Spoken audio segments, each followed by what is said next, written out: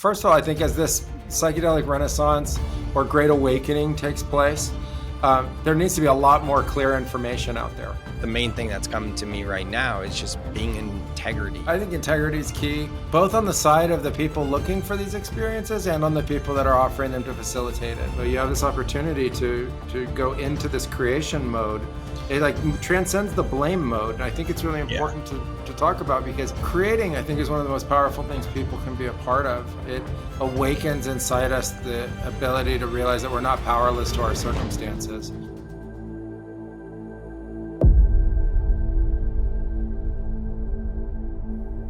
Hi, and welcome back to the Blue Morpho podcast. I'm Hamilton South, your host, and today I'm honored to have Sam Kabert here on the podcast with us. Sam and I have gone back a little ways chatting, and also have a Silicon Valley background. So Sam, pleasure to have you on the podcast.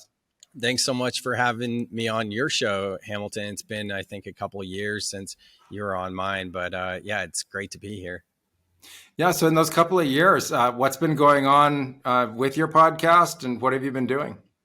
Yeah, so I started my podcast called Soul Seeker in 2019 after my first journey with ayahuasca. And at the time, back then, I was really into content creation. I was crushing in my business in Silicon Valley. I was recently named to Silicon Valley's 40 under 40 list, all these things, but I really felt empty and depressed on the inside. And it was this numbing depression where ayahuasca called me. And from there, I changed everything in my life. And that's when I started the Soul Seeker podcast. I moved away from Silicon Valley to the beach in Santa Cruz. So many changes. And that was back in 2019. And I joined Aubrey Marcus's mastermind Fit for Service, and that was really great for me in terms of finding that community. That's where I learned how important community is in this spiritual awakening process. And it was funny back in 2020 because I had already had this vision of writing my next book. It would be my fourth book called Soul Life Balance. And in 2020 with the lockdowns, everyone was writing books, and there was a little bit of an urge in me to write this book. And I just heard this whisper, not even hearing, just like a feeling, like a gnosis that, no, it's not ready yet.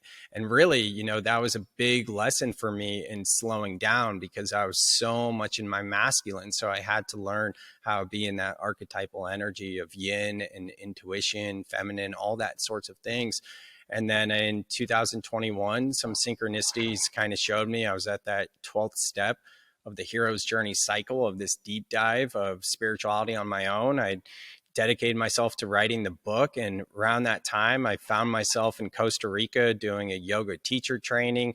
And since then, been teaching yoga, leading men's groups, facilitating breath work. I published the book Soul Life Balance, and I just launched a new YouTube channel yesterday at the time of this recording called Spirituality Simplified, where it's all about taking these massive and big concepts of spirituality and making it simple. Because what I've learned in my ceremonies is, especially that first night of ayahuasca, coming back to, it's all so simple.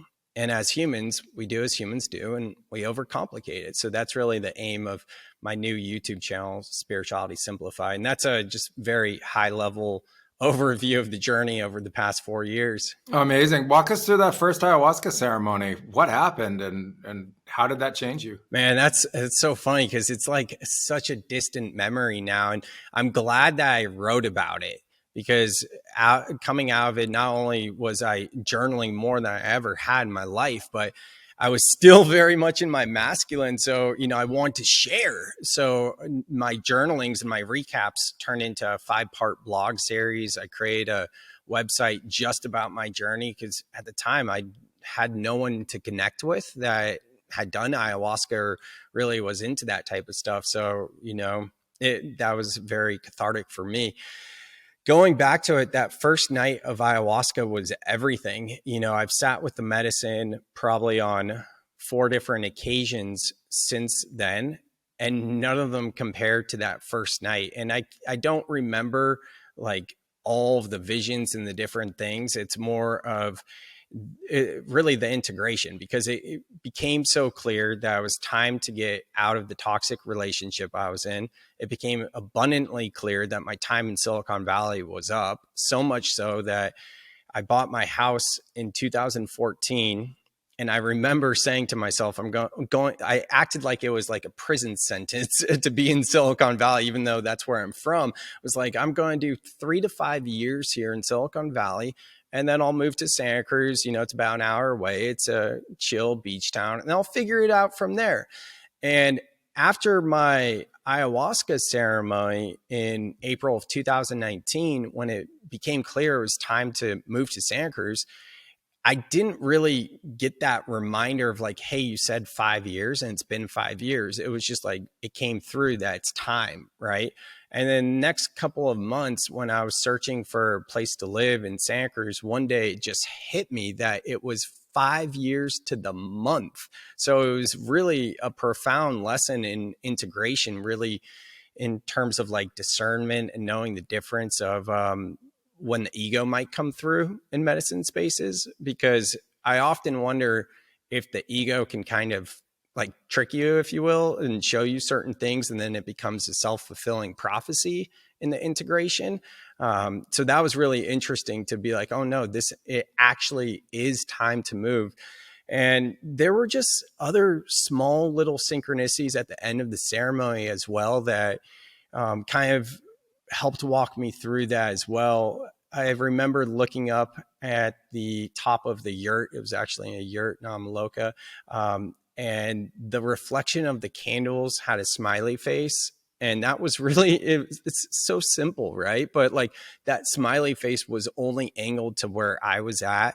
Some people at the ceremony brought their dogs, and, I think I heard that like just briefly, that their dogs were offsite, where some of the extra assistants could check on them or whatever. And a big part of the ceremony was my relationship to my dog. And when we got out of the ceremony after, like we had our not sharing circle, but like, little treats and snacks and whatnot, I started to think about my dog, Riley. And it was just kind of a random thought that came through. And I started to question if what came through was really the right thing. And it was interesting because the facilitators came in and told the person that brought their dogs, your dogs are doing great. They're cuddled up on each other and all this stuff. And they're such pack animals and they need to be with each other. And what came through for me was that I needed to ask my parents if they could watch my dog for at least a month, maybe longer, so that she could be with her sister and her mom, because my parents have their dogs. And I just needed time to just go on my journey, just to be alone. So that was more confirmation, like, yeah, she does need to be with her sister and her mom. So there was just like little synchronicities that just came about right away, where it was like, wow, this wasn't just some sort of trip. And that's kind of what's coming to me right now when you ask that question. Going back before that, you're in Silicon Valley, you're on the upswing, you're grinding, you're working. I think for most people who don't know Silicon Valley, everyone there is grinding, even the successful people. There's an insane work ethic. Why do you think that ultimately led to depression and I don't know, however else you would describe it? Yeah, it's a great question. That's really what led me to this message of soul life balance, because I was disconnected from my soul and I was chasing work-life balance. I even remember, I'm 35 right now. I remember going to high school in Gilroy, California. So just half hour south of Silicon Valley, small town. And that seemed, maybe it was because when I was starting to, get a little bit older, I was in high school, but started to hear a lot about work-life balance even then. And I was very much like, I don't want to work at, like, have an office job, sit at a desk. I want this thing, work-life balance. Went to college at Chico State, was a recreation major, started my own company. And really my whole career was centered around like working to live, not living to work. And kind of Tim Ferriss's model of what he calls the NR, the new rich, which is basically a formula, a mathematical simple equation, figuring out how much you need to make on a monthly basis to live your dream lifestyle, and the 4-Hour Work Week, his book, really resonated with me. And I started to learn how to work with virtual assistants, and I scaled my business. So I was working less than 4 hours a day, like probably just a couple hours a day. And I was doing over $1 million in sales annually. So, I had work-life balance, but I still wasn't happy. I had everything on the outside you could ever imagine. I was just named to this list of movers and shakers. I was friends with the front office of the San Francisco 49ers, my favorite football team, and getting field passes to the games. The girl I was dating was a cheerleader on the team, so I'd even see her on the field when she was cheering during the game. So from a lot of like external points of view, like success, money, the girl, the notoriety, all the type of things that I could have ever wanted, right? But I was just so depressed on the inside, and I wasn't looking at it. And at some point, it's actually, you want me to tell you a story? Sure. Keep going. Yeah, tell us a story. Before LinkedIn became a total wasteland, so many spam messages and things like that, I used to do some prospecting for my business in LinkedIn. And this one woman that I was calling on, if you will, she said to me, she wanted to get on a call and I would be potentially selling to her.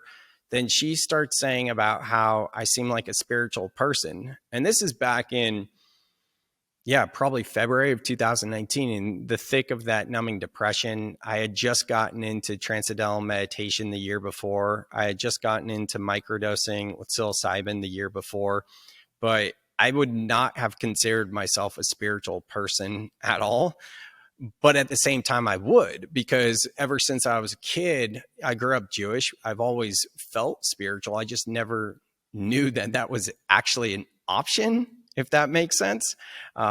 So this woman said that I seemed like a spiritual person. I kind of was like, I don't know what you mean by that. She started telling me about cacao ceremony, and I was like, ceremony?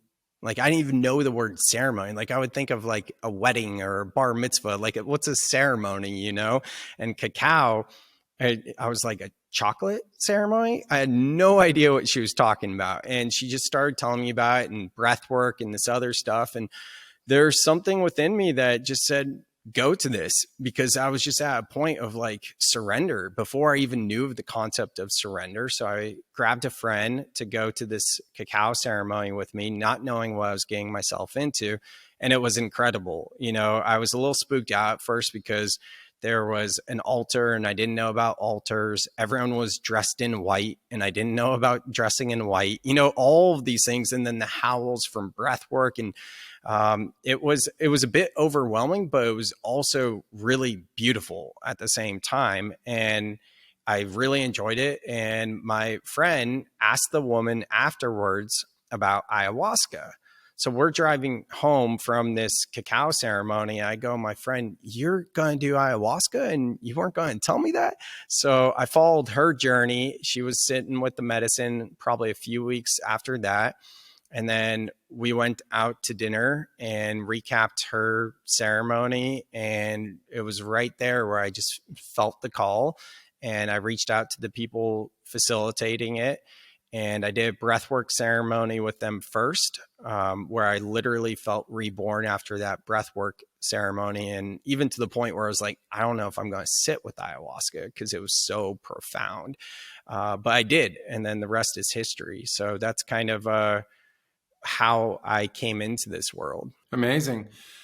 Walk us through a breathwork ceremony or a session, and how that can be as profound as working with these really intense plant medicines. Yeah, 100%. So breath work right now, I do facilitate somatic breath work, which that's a specific style of breath work, and is all centered around releasing that stored trauma in the body. And I think it's so interesting with breath work because it's a big topic right now. And breath work can mean so many different things to different people, because at its core, breath work is just about connecting to your breath. And that can look like alternate nostril breathing, cyclic sighs, like what Dr. Huberman talks about. It could be box breathing, all of these sorts of practices that might just be a few minutes long. In fact, cyclic sighing, Stanford medicine did a study on this, and I might get the exact details wrong, but 5 minutes of cyclic sighing a day for, I think it's a week or maybe a couple weeks, is actually more impactful to release anxiety and stress more than anything else, more than meditation or anything else. And specifically that style of breath work. And all it is you inhale through your nose, and then you sip in a bit more, and you exhale through your mouth. And you just do that for 5 minutes. And it's super, super simple. And that is breath work. Now, when we get into like a breath work ceremony, what I've been saying recently are breathwork journeys, because I think it's a good way to indicate like, hey, we're talking about going deep here and not just releasing that stored trauma and stress, but getting to that trauma, or getting not just that stress and anxiety, but we're addressing that stored trauma in the body. And what's going on is it's actually getting you to a state where the ego can get out of the way and the body can just do its thing and release it. And it could look like a array of different emotions, from anger to even laughs, tears, all sorts of different things. But as many of your listeners, I would imagine might know, but if not, how trauma gets stored in the body is we are so conditioned and programmed to just be like a good girl or good boy or good human, right? And not express ourselves. But if we look in nature and we think about a gazelle getting chased by a lion, what do they do if they don't get killed? They kind of convulse and they shake because they're releasing that stored trauma in the body. Or we could just look at children. What's a temper tantrum? They are expressing themselves. But as humans, we hold on to that, and it's not ours to carry. So doing breath work is the best practice I've found to release that stored trauma in the body. Oh, it's amazing. How long does a session usually last? Yeah. So for somatic breathwork, I do a little bit differently than we were trained in Stephen Jagger's training. I kind of mix it with like my own type of twist. But the basic premise of a somatic breathwork ceremony is about 60 minutes of breathing. And the first half is clearing and letting go. So that's inhaling and exhaling through the mouth. And that's really activating the sympathetic nervous system, which is the fight or flight. So that's mimicking that stress response where we can get out of the way and release. The second half is inhaling and exhaling through the nose, and that's activating the parasympathetic nervous system. So that's rest and digest. This is a place to actually integrate in the experience and ground back into your body and envision how you want to move forward. It's kind of like the part that would be similar to Dr. Joe Dispenza's work in terms of manifesting.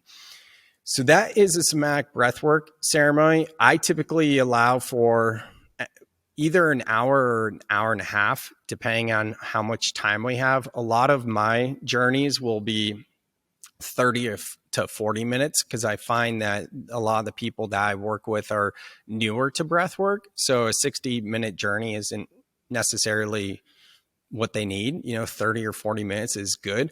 And I allow for more time for integration on the front and the back end, and also journaling time and sharing circles and things like that. Amazing. What kind of arc does somebody go through in terms of experience? Like they start, I imagine their ego mind's kind of going. What are the kind of the typical stages? Yeah. I think resistance is the first one. And I mean, I've done probably close to 30 or 40 guided breathwork journeys with an in-person facilitator. So a lot, and not even counting the ones that I've done on my own where I haven't had someone holding space or facilitating in person.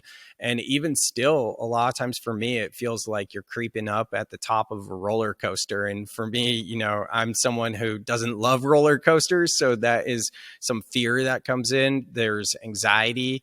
There's all of the resistance. And that's what I experience typically with a breathwork journey. I know that might not sound the most enticing and go do something like that, but it's when you can actually let go and surrender to that where the magic happens. And I think that's pretty normal for a lot of people to typically have some resistance.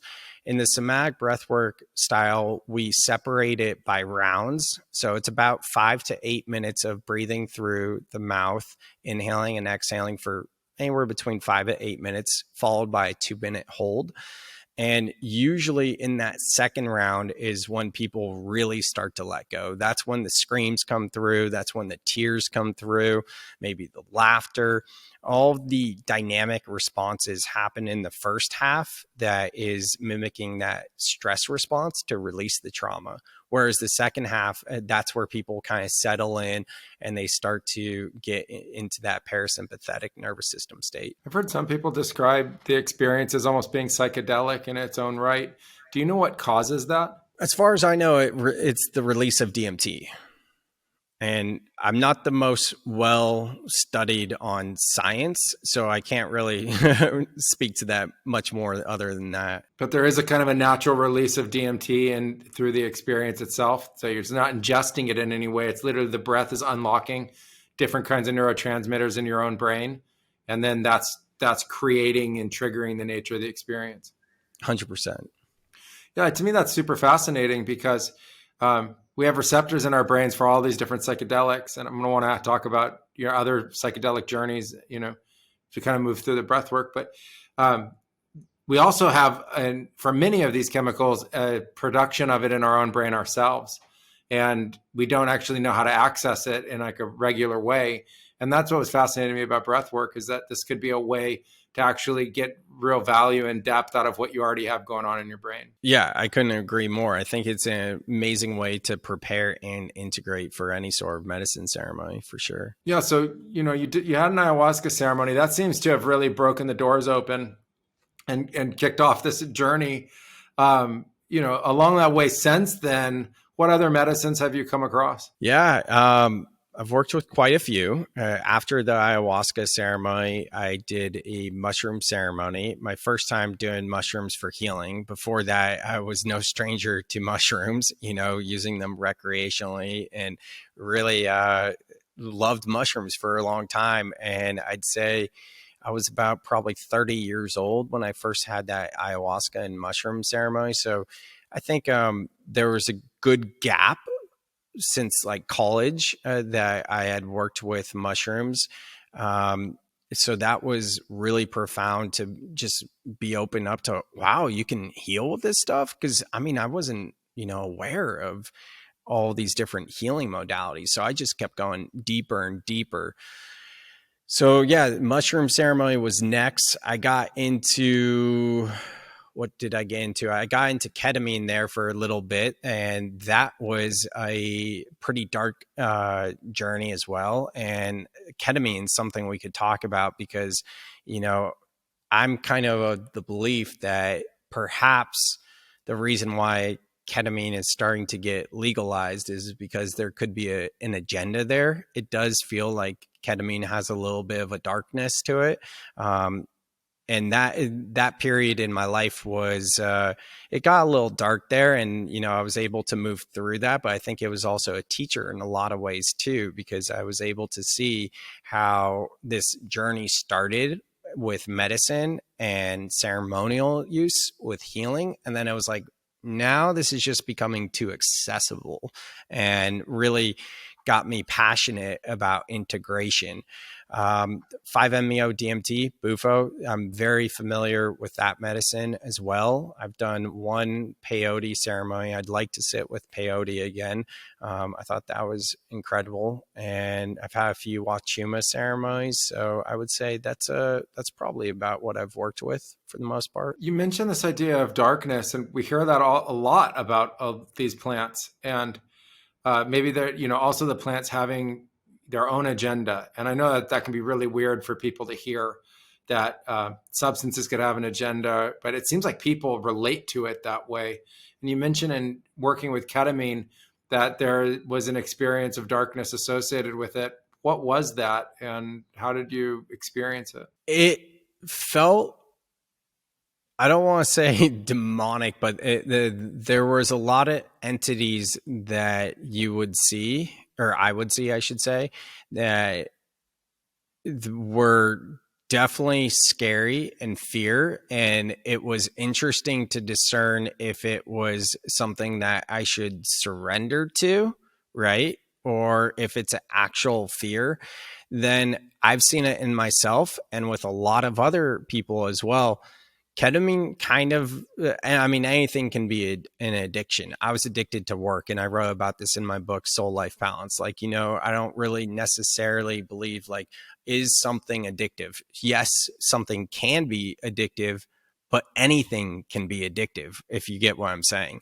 And I think the accessibility of ketamine, and the entry point plays a part in the addiction, but I think there's something to the disassociation of being in this world and seeing something more that was playing into my role of it. In terms of the darkness, I've had a few journeys that were just dark, kind of like I was saying with the entities, and I've just began to question. I don't have any strong beliefs either way, but if the reason why this is becoming legal is if there's an agenda tied with it, right? Does that make sense? Yeah, it does. The experiences that I think people have had that have described, that I've talked to that have participated with ketamine, do have a quality of going through their fear. And it also has in the dissociation a quality of running in to other kinds of entities, which I personally haven't in the experience, but other people have. And I was in a podcast with Aubrey and we were talking about it. And he mentioned doing a ketamine session where he saw this kind of entity that was testing him and stuff like that. As more people are experiencing these kinds of medicines and having, these kinds of journeys, I've questioned what people are going to come out with in terms of their stories. I felt this way when I first started working with ayahuasca. I wasn't sure what people would see, because you hear in the traditional world, there's very clear stories about what kind of everyone sees. But I thought if this gets opened up to, all the different cultures of the world, we don't know what's going to ultimately come out of this, and now I'm seeing that, with, both the idea of certain kinds of legalization or simpler access. There's a tremendous room for a kind of use or misuse / abuse associated with it. There's the Western drug culture, which is very different to the ceremonial use of plants simply in the frequency that they're typically taken. So, in the drug culture, there's an increased frequency, and in the ceremonial use, there's a decreased frequency. And then I've wondered around ketamine, just what are these entities that people are running into? Where are they ultimately coming from? Are they coming from the substance itself? When you mix that substance plus consciousness, is that ultimately what you get and what's produced? And then what the outcome is?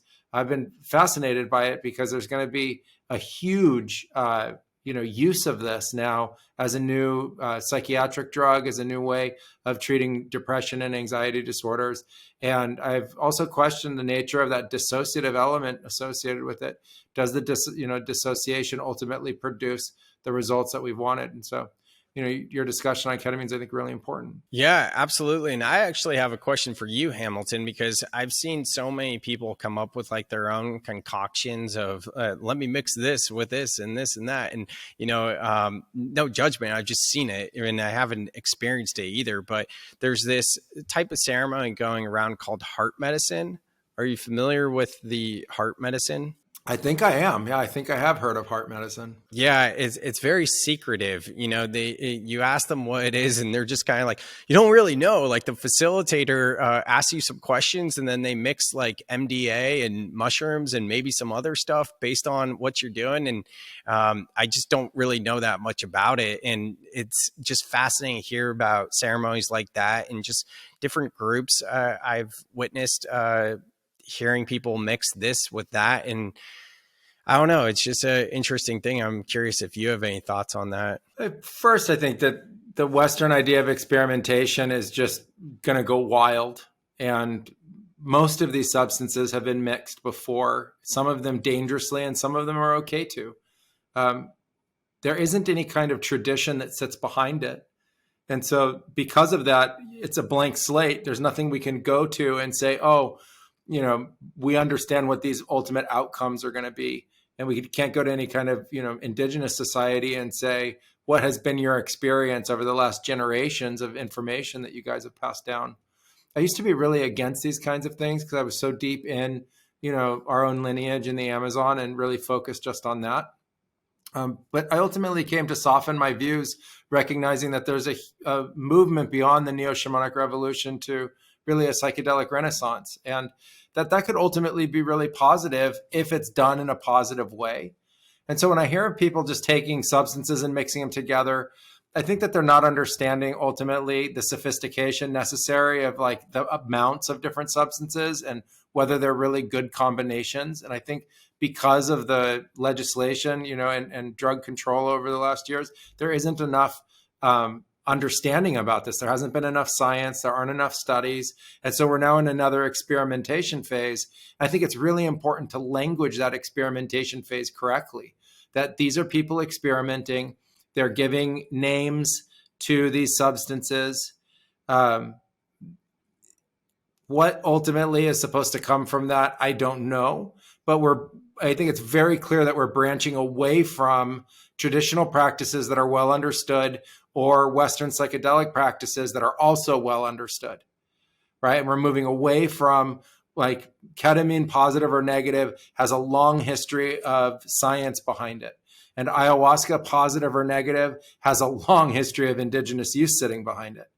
Now you come together and you start to intermix all these different plants and chemicals together, and you get different kinds of designer drugs.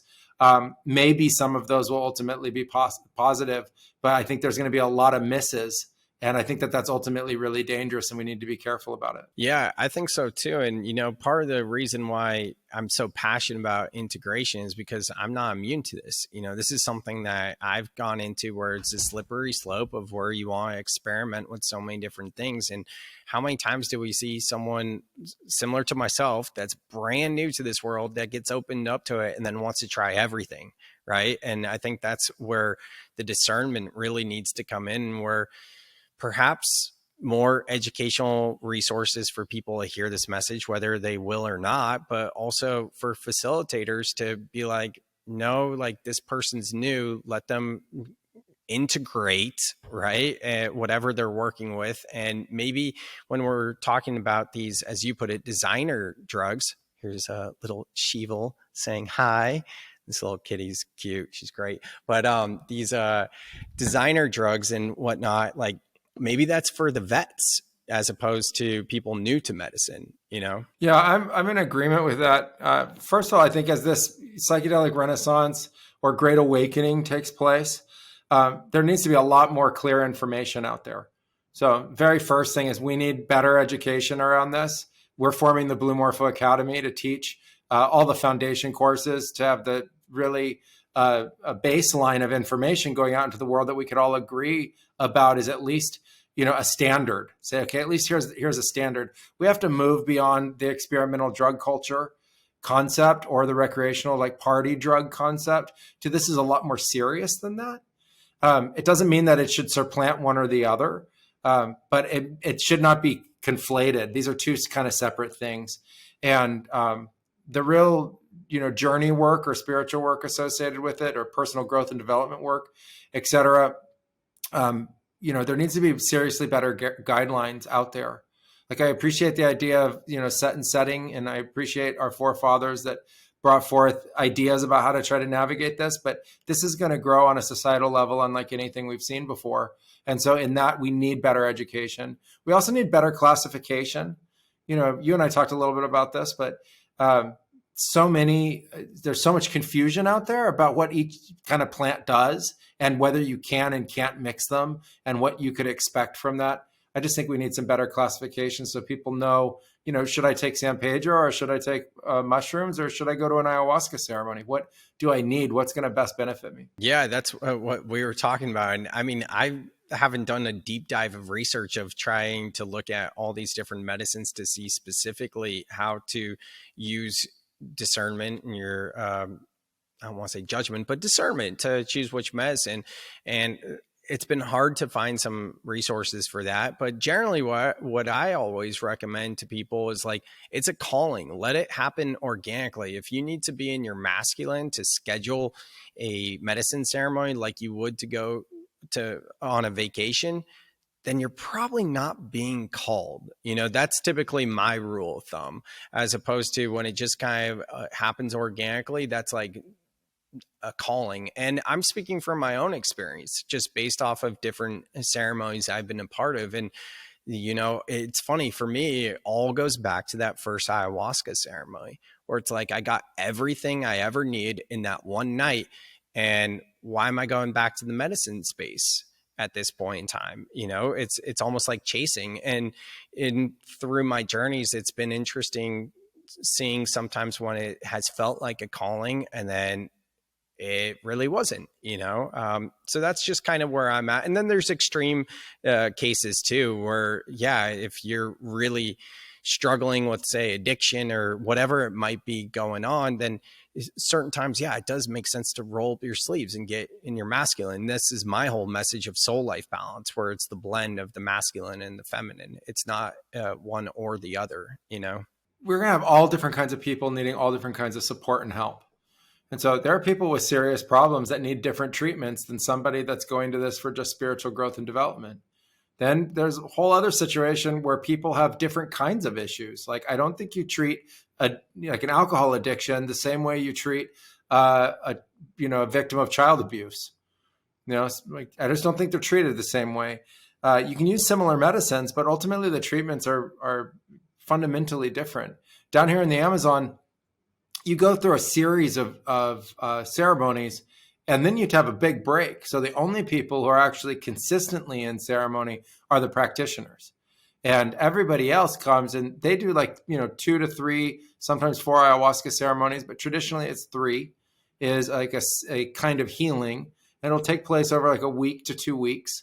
And, then there's a big gap, maybe like years go by before anyone thinks like, oh, I need to go drink that again and I need to go have that experience again. And so this idea of people chasing and going after the experience more and more, I think is missing the point that really the experience is about going really deep, having a really transformative experience, unlocking the ability to make a lot of progress. And then, as you say, integrate.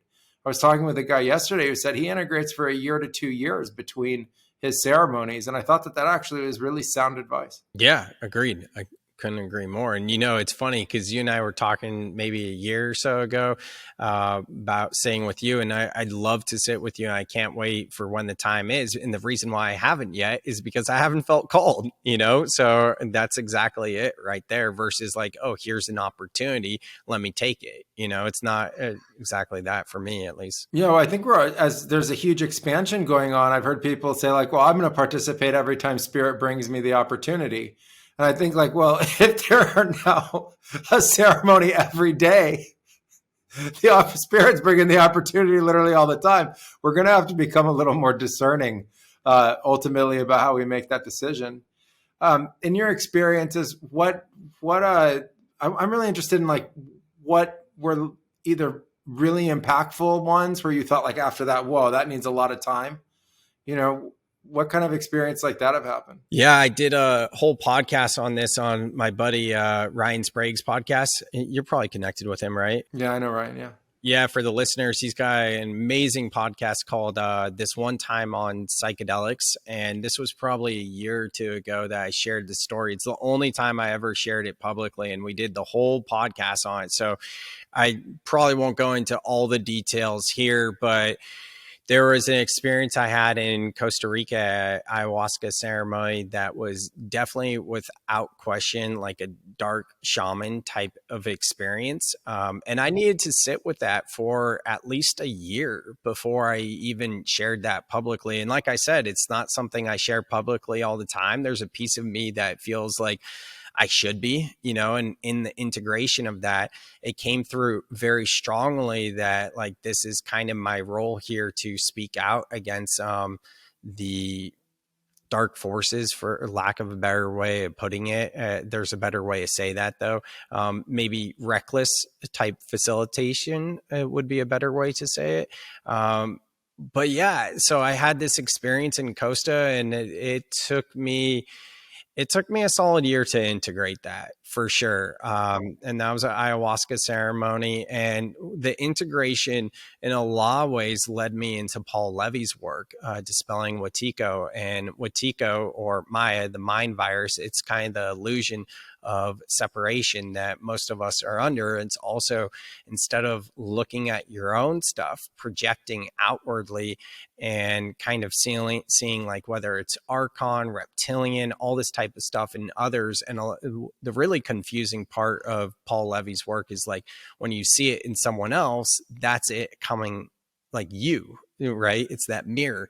So I did a deep dive in that type of work, in that integration. And there's no blaming, and whatever else, like I do believe in divine timing, and all is perfect and it's meant to unfold this way. And I think that is a slippery slope of spiritually bypassing for some people. For me, I did not want to look at any of the darkness. I've never been like a flowery type language guy or like all love and light, but that's how I've been. I was like, why would I want to open that box? Like, I mean, honestly, why would you? So in a lot of ways, it felt like it came for me as a teacher, and I learned a lot from it. And that was really important in the integration. So that ceremony always stands out. I think it was about my third ceremony with Bufo where it really clicked for me. My whole life I saw Truman Show. I think that was in 1997. So I was probably like 9 years old when I saw it. And it just resonated deeply that this is all a stage and it's kind of an illusion. I remember coming back from that ceremony and being like, oh, wow, this really is the Truman Show. And it really started to click in the integration of that one, how much we are awake or how much we are living in like a dream state, and it's interesting with Bufo because I tell people a lot, like, personally, I don't sit with that medicine for the ceremony. I sit with that medicine for the integration because it really helps to navigate this human experience, and it wakes you up to how much you are a creator, creating your reality all the time. And I think, in manifestation, we don't talk about the unconscious or subconscious side of manifesting. And if you are caught in some sort of negative loop, it's because you're manifesting that. So really with the integration, whether it's Bufo or anything else, like this is the time to really bring a lot of intentionality into what you're creating. That sounds amazing to go into, this idea of you are the creator. You are creating this. It's not happening to me. I'm part of the actual creative forces of it. Where does that fit into, your experience, and how do you tap into that? Where does that fit into my experience and just the way I live my life, you mean? Yeah. You've had the realization in Bufo. Now, you're talking about integrating it. And so you have this opportunity to go into this creation mode. It like transcends the blame mode. And I think it's really important to talk about, because most people are acting like life's happening to them, not that they're a co-creator or even the creator of, the majority of their life experience. And so to flip that argument, get into the creative space, I think is really powerful. And so if you're talking about integration associated with a Bufo experience and that awakens that creator capacity, how does that kind of unfold, and what do you experience? For me, it's been moment to moment awareness, which is very cliche, it's easy to say. And how this integration started for me was a series of months where first thing as when I woke up in bed, I did breath work, whether it was 2 minutes or 45 minutes. Some days I'd be I'd be on my bed for almost an hour breathing. And other days it would just be like 2 minutes, but I was committed. And the question I asked myself is, what can I do to love myself today? Right. And that was really powerful for me because a lot of my stuff comes back to not feeling worthy, carrying a lot of shame and a lot of guilt. And then the expansion of that became moment to moment awareness. I think for most of the population, we don't check in with ourselves, maybe once a month or something. It's like, oh, how do I feel? And then some people might check in once a week, and then other people might check in the mornings or the evenings, or maybe the morning and the evening. But for those of us, like anyone listening to this podcast doing this deep work, the next evolution of that is moment to moment awareness. And for me, what helps with that is tracing my thoughts. A lot of times when I'm in conversation with someone, I start thinking about what I'm going to say next, all this type of stuff. And if I can come back to my breath, that helps me to catch that I'm not being present and then listen to them. And that's moment to moment awareness right there. Now, I've been talking about this for the past 2 years or so. And since I wrote my book, I've been speaking on stages about soul life balance and moment to moment awareness and all this type of stuff. And recently I found this guy, Brandon Epstein. He's on YouTube. He's incredible. He's awesome. And I signed up for one of his challenges he had. So shout out to him. And it was like a 30-day mental reset challenge. And in the first week, his challenge, and this is a great exercise for anyone listening, was to put an alarm on every 3 hours. And I titled the alarm, I think it was, How Do I Feel in This Moment? So I just did this a couple of weeks ago. And every time the alarm went off, I already knew how I felt in that moment. So it was really good for me to be like, oh, wow, I'm truly practicing what I'm preaching, because I don't need this alarm to check in. But now I'm sharing that tool because I've found that that is such a cool tool that actually helps people to bring more awareness to the present moment. Yeah, creating, I think, is one of the most powerful things people can be a part of. It awakens inside us the ability to realize that we're not powerless to our circumstances. But the nature of that awareness that you describe is key to understanding that you also have to change the nature of your awareness. You're going to keep creating the very same things that are already in your awareness. What are some of the most profound techniques you've used so far for generating awareness? Well, I'd say access to the breath, the psychotherapy practice of internal family systems, and just getting to know your thoughts. And I think Michael Singer's book, Untethered Soul, is amazing. It blew my mind when I first read it. And he talks about the witness and the observer consciousness and that voice in your head. And I feel like IFS, parts work, internal family systems, is the next evolution of that, the next step. So that's been really helpful for me. Like I said, breath, that's always really good. And then just being mindful of the areas in my life that I'm not really that happy with, or being like, why is there so much negativity coming in right now? What is in me that's bringing this forth? And sitting with that. And I was using this tool a lot in the past few months when I started to go through this breakup process. And now it's been a while since I've used it, so I'm trying to remember what the prompt was, but I think it was thank you, is there more? And I'm here for this. So what I would do is, when I was going through this really difficult time in my life, just recently, actually, when I went to bed, instead of reading or doing anything else, I would just kind of lay there in a Shavasana pose. And it was helpful to work with cannabis, like a little bit of cannabis as well, to go a little bit deeper. So using it as a tool, and just sit there and thought trace what's going on, get to the root of these thoughts. And I would say myself, having my right palm on my belly, the left palm on my heart, thank you, is there more? Thank you, is there more? And it was amazing, just by that cue that was brought to me by Candice Rasa, my Akashic Records channeler, how much stuff would come up when I said that. And I loved the mantra to anchor into feeling safe of, I'm here for this. Because a lot of times when you do that sort of deep work with a prompt such as thank you, is there more, you start to see what's more. And then it's like, oh man, I don't know if I want to see that right now. So that's when the I'm here for this reminder really kind of anchored me into going deeper and surrendering and knowing that I'm safe and that I'm not victim. And this is all happening for me. And that's when those reframes would start to come through, for sure. We have the shadow that's kind of in us and it's part of us. Then we have this idea of the mirror that's beyond us. You mentioned also being in that ayahuasca ceremony where there was somebody with malevolent intentions, or they themselves were bringing forth darkness instead of light.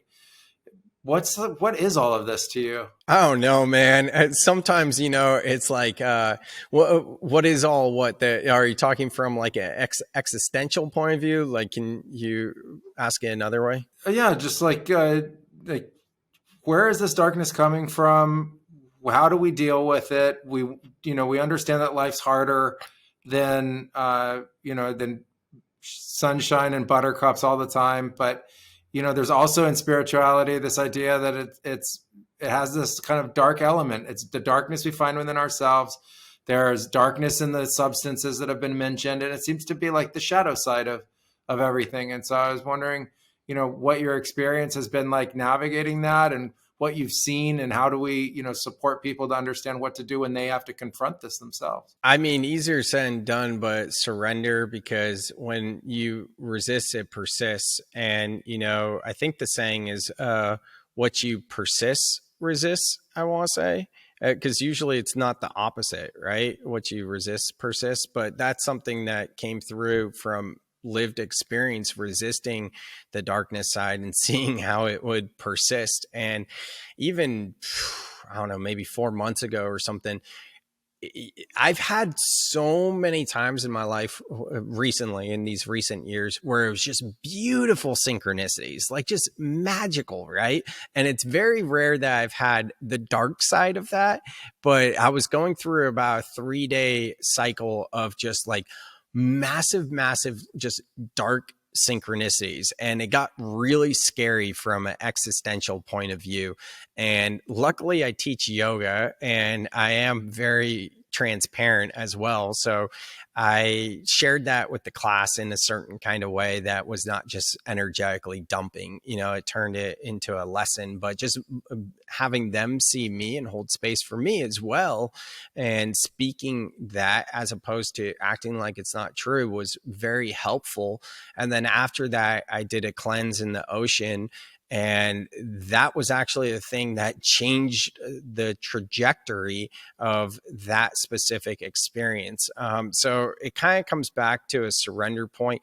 In terms of what this all is, I've heard different things like, the malevolent or the dark entities or whatever it is, all this type of stuff. It's just seeking love and send it love, or, it's the different things like that. I haven't felt that side to speak that. I can't say that from a gnosis point of view.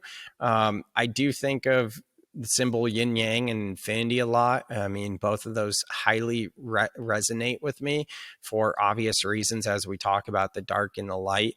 The infinity, I think, is just such a beautiful and now I'll speak from a human point of view, just being grounded in physical form, because I've really found myself in the past year just being grounded in the physical form, being like, where I feel safe is in the physical form. I don't feel called to be in the astral plane and doing this deep work. I feel called to help people ground and make sense of these experiences. That's kind of where I'm at right now, at least. And the infinity, the reason why I say it's a beautiful representation of this human experience is because it's got its highs and it's got its lows, right? And that's just like this human experience. We have highs and we have lows. And the most beautiful part of the infinity is it's unbroken. It always comes back to meet itself exactly where it's at. So even in my yoga classes, when I'm leading yoga, a lot of times, like with figure eights, I'll call them infinities. And then I'll do a little reflection prompt for the people in the class to reflect about that. And I find that helpful, in my own life, to kind of get into my body and move in that figure eight infinity kind of way, and just grounds me here. So, maybe there's slight spiritual bypassing there because I'm not going all the way there, perhaps, but I'm okay with that, at least with where I'm at now. I think you take it where you find yourself. I think a lot of people are seeking and trying to get more out of this than where they're even comfortable or ready. I don't think it's necessary to go there. I don't think there's anything to push. I honestly don't think in spirituality even there's anything to achieve. It's a continuous development of experiences that allow you to really grow within yourself. And as you do that, you naturally share with others just through the nature of role and what you have to be able to offer and the way that you express yourself. The darkness has been an issue, in our experience, because it traditionally in the Amazon, it's really tightly tied to the ayahuasca practices. So there are all these practices that are light practices and the dark ones. And there's a lot of talk about, finding the shamans who are on the light side, they're on the healing side. And so, I question, like, just what is this stuff? I also see that in the industrialized world, there's a tremendous amount of stuff that just doesn't look light going on, from the way industry treats the environment to the way that animals are treated around the planet to just how we're treating each other and the different kinds of classism and socioeconomic levels that there are going on. And so I just think that there's this idea, of darkness now with artificial intelligence. I'm hearing all of this stuff about artificial intelligence being dark and, this dystopian potential that machines could have, as being, part of the planet and what could come from it. And so I've been trying to understand that in my own mind, just what is the essence of the origin of all of it? I mean, I think that our consciousness is capable of understanding things in these binary ways. And it's really, like you said, with the yin yang, able to understand, comparisons between, one half and another. But I've just been trying to ask people what they experience with it and trying to get to a place of, more groundedness so that other people can wrap their own head around it, ultimately deal with it within themselves and kind of look for a more grounded, safer way to live. Mm-hmm. Totally. Nothing there is really coming up for me to comment on. So, I wanted to also ask you a little bit about, that ceremony you had in Costa Rica. So you're in an ayahuasca ceremony. How many other people were there with you? I think it was somewhere around 12, I want to say. Did they also experience the nature of that other, occurrence of darkness? I know about a third of the container left because they experienced it too. So yes. Yeah. Like they left during the ceremony or they left after? After the next day. Wow. Yeah, that's really amazing. I mean, I think it's really important as this space starts to continue to develop that we understand that not all the facilitators are the same or coming from the same place. And I've questioned what's ultimately going to come from that. Yeah, it's same, and I think that goes back to what we talked about earlier, kind of like regulations and standardizing things. And what does that even look like? I know personally that's not really my role. I see that you could certainly play a role there. You have your hands in so many different pots, but I could definitely see you being a big pioneer and leader in that specific topic for sure. Well, my first run-in, was with shamans in the Amazon that didn't have everyone's best interest at heart. Mm. And that was kind of a wild thing because I didn't believe in any of this stuff. People warned me, they warned me that there was a dark side to spirituality, but I was very young and naive. And I thought to myself, like, hey, I want it to all be unicorns and rainbows and butterflies and stuff. I wasn't looking for warriorship or like, like straight up like true evil. And it didn't click in my head that these deep core archetypal stories that we have in sci-fi and movies like Star Wars and stuff like that are ultimately coming from us. I was thinking that was like this externalized thing, and I found myself in the Amazon where I ultimately realized there was a lot of that going on. And, then I tried to like relate that back to the Western world. Like, how does that, where is that in our society? It can't be that it's just, this thing happening down in the Amazon.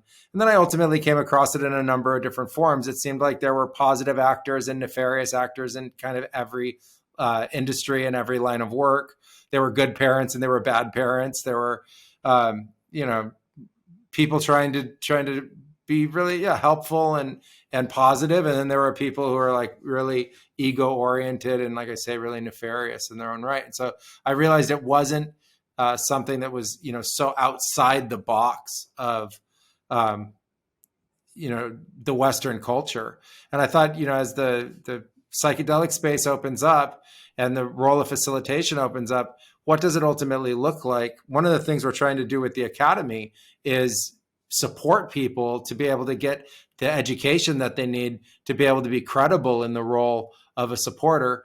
But it also sounds like, in your own path, you've come up with a tremendous number of people and skills that have helped you be able to take that role for others and guide them as well. Yeah. Your Academy, that's your facilitator training program, right? Mm-hmm. Yeah. Yeah. I think it's amazing. You guys are doing that for sure. Yeah. I've gone through my own, like I mentioned, the yoga teacher training, breath work, leading men's groups, all that sort of things. Absolutely. Yeah. I don't know in your mind, how do we ultimately bridge this gap of the speed at which, the desire to use plant medicines and other kind of psychedelics are going to take off, and ultimately the amount of time that it takes to train people? That is a really good question. So the speed of people wanting to sit with medicine and the time spent to train qualified facilitators. Yeah. Yeah, I see that. I think part of facilitation really needs to not just take anyone, and not just approach it like, I come from a business background, right? And it's small boutique agency. When I said I worked less than 4 hours a day, those hours I would spend working were sales, so my background really is in sales. And I don't think that's right in a medicine facilitation type thing. And I think not focusing on sales and letting people come to you versus approaching it like sliding into someone's DMs or, cold calling, whatever that looks like for a medicine space. I think that would be one way to naturally kind of bridge that gap. And then that begs the question of operating costs and staying in business. And that's a whole nother topic. I know you and I spoke with that, or you spoke about that in my private group, Structured Flow, kind of the operating costs of running a legit medicine facilitation operation. And that makes sense as well. So that's a whole nother, issue right there. But the main thing that's coming to me right now is just being integrity. It kind of starts with the facilitators, because seekers that are coming to the medicine, we can't just be like, oh, they know what they're doing or anything like that. It's our job, as whatever your role is in a healing modality, to really approach it with integrity. Yeah, I think integrity is key, um, both on the side of the people looking for these experiences and on the people that are offering them to facilitate it. I've said for many, many times that you need to look for people, get into their background, research them as best as you possibly can, and also be discerning whether or not, just because you get offered an experience, whether that's the right experience for you. Sam, it's been a pleasure talking with you today. How can people find you and get involved in your work? Yeah, thank you for having me on the pod, Hamilton. I really appreciate it. My website is samkabert.com. And on Instagram, I'm just at Sam Kabert. If you guys are interested in checking out the YouTube channel, Spirituality Simplified, all of that is on my Instagram. Thank you so much. Yeah, amazing, Sam. I'm going to be checking out Spirituality Simplified. I think that's a great name. It's catchy and it's also needed in the space. So thank you so much for doing that, not only for everyone in your community, but everyone out there. And I look forward to checking it out. Awesome. Thanks, brother.